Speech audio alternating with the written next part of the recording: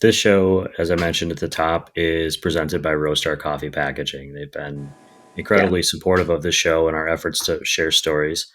Am I mistaken in thinking your packages they are from are. Roastar? Okay, I Yep. thought so, I but I didn't love want to. Roastar. Yeah, I didn't want to say it without and then like it not be right. They've also asked me to ask people like you if you have advice for burgeoning entrepreneurs. You know, they were Yeah, once a small company, they've been growing and growing and growing, helping other companies grow as yeah, well.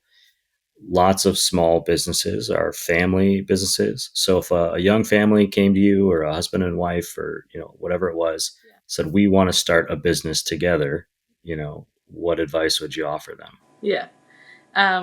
When you say start a business together, you mean with themselves just start something?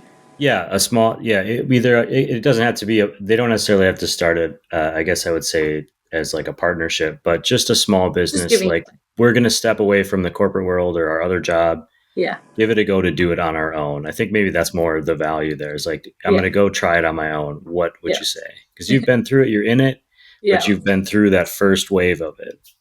Yeah, honestly, I think that the best advice I could give somebody is kind of you get as much knowledge as you can from other entrepreneurs like this, and learning.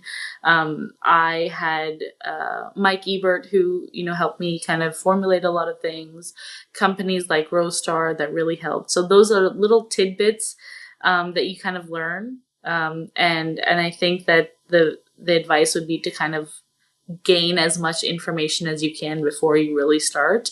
You're never going to know everything, but kind of having some arsenal in your backpack definitely helps you look in the right direction.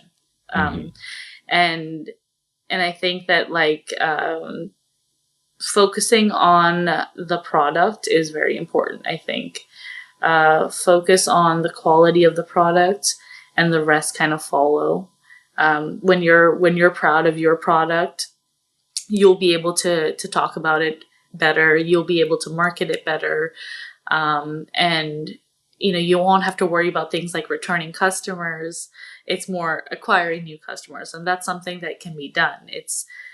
And so long as your product is good and you can stand by your product, I think that will change your perspective of your business as well. You're more proud of it. You're more confident in shooting your shot when you're proud of your product. So I think that's also a really important aspect, is just being pretty proud of what you are offering.